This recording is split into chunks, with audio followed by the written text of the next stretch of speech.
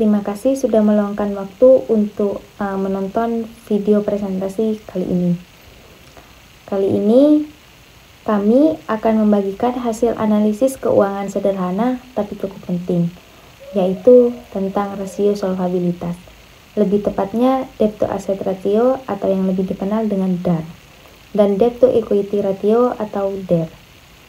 Analisis ini kami lakukan pada dua perusahaan, yaitu pada PT Sido Muncul dan PT Mulia Boga Raya, selama periode 2021 sampai 2023. Tujuannya adalah untuk melihat bagaimana masing-masing perusahaan mengelola utang mereka dalam struktur keuangan.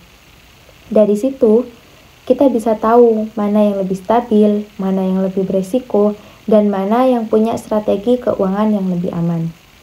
Untuk itu, mari kita langsung pada pembahasan. Sebelum kita lanjut pada perhitungan DAR dan DER, mari kita bahas terlebih dahulu latar belakang Sido Muncul. Sido Muncul merupakan perusahaan nasional yang bergerak di bidang jamu, farmasi, dan minuman kesehatan. Berdiri sejak 1940. Perusahaan ini dikenal luas dengan produk andalannya, seperti tolak angin, kuku Bima Energi, dan beberapa produk herbal lainnya. Sido Muncul memadukan warisan pengobatan tradisional Indonesia dengan teknologi modern dan telah berekspansi ke pasar internasional. Dan yang kedua adalah latar belakang Mulia Boga Raya, yang dimana PT Mulia Boga Raya adalah perusahaan produsen keju asal Indonesia yang didirikan pada tahun 2006 dan terkenal dengan merek Procis. Perusahaan ini fokus pada produksi keju olahan seperti cheddar dan keju slice. Berlokasi di Cikarang, Jawa Barat. Perusahaan ini telah mengekspor produknya ke Asia Tenggara dan merupakan bagian dari grup Garuda Food. Pengertian debt to asset ratio atau yang disebut dengan DAR. DAR adalah rasio yang menunjukkan seberapa besar proporsi total utang perusahaan terhadap total asetnya. Rasio ini mengukur seberapa besar aset perusahaan dibiayai oleh utang. Rumusnya, total utang dibagi total aset dikali 100%. Semakin tinggi DAR, semakin besar keuntungan perusahaan pada utang untuk menandai asetnya. Pengertian debt to equity ratio atau yang disebut dengan DER. DER adalah rasio yang membandingkan total utang perusahaan terhadap total ekuitas atau modal sendiri. Rasio ini menunjukkan kemampuan perusahaan untuk menutup utangnya dengan modal sendiri. Rumusnya, total utang dibagi total ekuitas dikali 100%. Semakin tinggi DER, semakin tinggi resiko finansial perusahaan karena lebih banyak dibiayai oleh utang dibandingkan modal sendiri. Oke, di sini kita akan membahas tentang data analisis Sido Muncul pada periode 2021 sampai 2023. Dapat kita lihat sendiri di sini pada tahun 2021 total liabilitas perusahaan Sido Muncul ini berada pada angka 59.785 juta. Terus di tahun 2022-nya di sini juga mengarah kepada angka 575 dan 967. Serta di tahun 2023-nya di sini ada 504.765. Nah, di total asetnya juga dapat kita lihat bahwasanya ada 4 juta sekian, itu mengarah kepada 4 jutaan semua. Di sini kita dapat lihat bahwa tahun 2021 sampai 2022 itu Sido Muncul ini mengalami kestabilan dalam total asetnya. Terus di tahun 2023-nya ini mengalami penurunan. Serta yang dapat kita lihat juga di total ekuitas ini ya 3 juta sekian dan lain sebagainya. Nah, di sini kita masuk pada cara menghitung DAR dan DER-nya, teman-teman. Di sini cara menghitung DAR-nya, DAR ini sendiri yakni menghitung total utang dan total aset terus dikalikan 100%. Di sini dapat kita lihat, kita ambil contoh pada periode 2021. Di sini ada 50,97,785 ini dibagi dengan 406,8370 dikalikan 100%, maka hasilnya adalah 14,669. Di mana dalam hal ini menunjukkan bahwa perusahaan Sido Muncul ini dikatakan baik karena lebih dari 5% atau 0,5% ke atas. Terus di sini juga cara menghitung DAR. Di sini dapat dilihat bahwa total utang dibagi dengan total ekuitas. Kita dapat melihat di sini pada periode 2021 di sini 59,7,785 ini hasil dari total liabilitasnya Sido Muncul pada tahun 2021 dibagikan dengan angka 8,471,185 dikalikan 100%, maka hasilnya 17,22%. Di sini menunjukkan bahwa periode DAR-nya pada tahun 2021 ini meningkat baik karena total ekuitas yang didapatkan ini tidak ditimpakan oleh hutang, jadi bisa dapat dikatakan baik. Lanjut, di sini ada beberapa data pada perusahaan Mulia Boga Raya pada tahun periode 2021 sampai 2023. Dapat kita lihat di sini bahwa pada tahun 2021 total liabilitas perusahaan Boga Raya ini mencapai angka 181.975 juta. Ini dalam satuan jutaan ya maksudnya. Terus yang kedua yakni ada pada tahun periode 2022 ini mencapai pada angka 165.594 dan 539. Sama juga di sini ada total aset 762, 726, 784, serta di sini juga ada total ekuitasnya pada tahun 2021 585, 825, terus 528.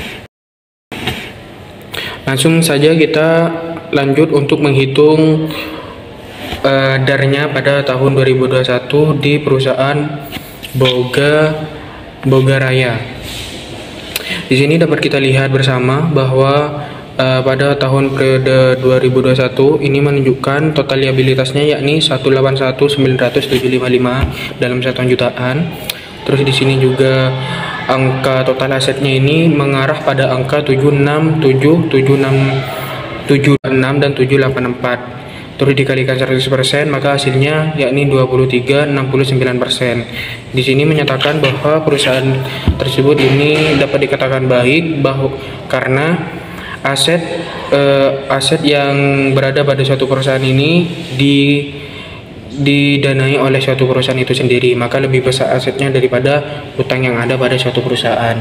Nah, dapat kita simpulkan bahwasanya pada angka 23,69% ini dapat dikatakan baik. Terus kita lanjut.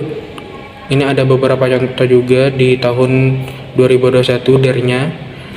Sama seperti tadi, itu menghitung total liabilitas. Di sini total liabilitas pada tahun 2021 ini mengarah pada angka 181.900.755. Terus dibagikan 585, 825, 528 dalam satuan jutaan, terus dikalikan lagi seperti tadi 100%, maka hasilnya yakni 31,05%. Di sini juga mengarah kepada perusahaan itu baik karena lebih dari 0,5 maupun 1%. Atau bisa kita simpulkan bahwa lebih dari 35. Pada umumnya, perusahaan itu dapat dikatakan baik jika angka persenannya itu lebih dari 20% ke atas, seperti itu. Tapi kalau di bawah 20%, maka perusahaan ini dikatakan kurang baik, seperti itu. Jadi ini beberapa hasil analisis dari perhitungan tadi. Ini dapat kita simpulkan atau bisa lihat kita bersama bahwa saya sudah menyimpulkan bahwa di sini sudah ada beberapa perhitungan yang sudah saya hitung semua, dari total liabilitas, total ekuitas, dan total sudah muncul. Di sini ada 14%, ada 23%, ada 17% dalam periode 2021 di perusahaan DAR Sido Muncul, DAR Mulia Boga Raya, serta DAR Sido Muncul.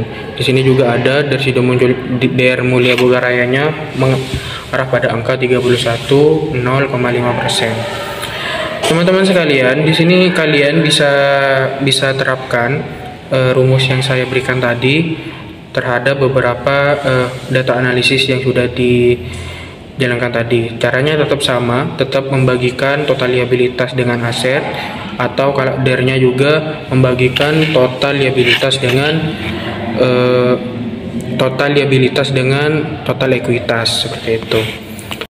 Di sini juga ada perbandingan DAR Sido Muncul dan DAR Mulia Boga Raya. Secara keseluruhan, ketika kita melihat dari dua perusahaan ini, DAR Sido Muncul ini cenderung lebih kecil pendapatannya atau angka persenannya terhadap DAR dan DAR-nya juga. Terus kalau di perusahaan Mulia Boga Raya, DAR-nya itu cenderung lebih tinggi daripada perusahaan Sido Muncul.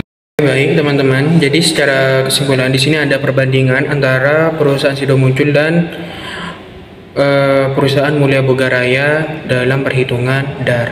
Di sini dapat kita lihat bersama bahwa perusahaan Sido Muncul ini cenderung lebih kecil daripada perusahaan Mulia Boga Raya, dan sebaliknya perusahaan Mulia Boga Raya ini cenderung lebih tinggi daripada perusahaan Sido Muncul, yang mana artinya perusahaan Mulia Boga Raya ini cenderung lebih baik daripada perusahaan Sido Muncul secara angka perhitungan DAR. Hasil perbandingan DAR, Debt to Equity Ratio, mengukur seberapa besar porsi utang terhadap ekuitas perusahaan.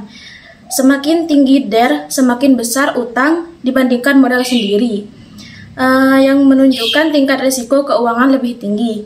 Dalam periode 2021 sampai 2023, DAR Sido Muncul juga tercatat lebih rendah dibandingkan Mulia Boga Raya. Pada tahun 2021, DAR Sido Muncul adalah 17,22%, sementara Mulia Boga Raya mencapai 31,5%. Meskipun keduanya perusahaan mengalami penurunan risiko DAR, di tahun-tahun berikutnya selisih antara keduanya tetap signifikan. Di tahun 2023, DAR Sido Muncul turun menjadi 14,90%, sedangkan Mulia Boga Raya berada di 23,49%.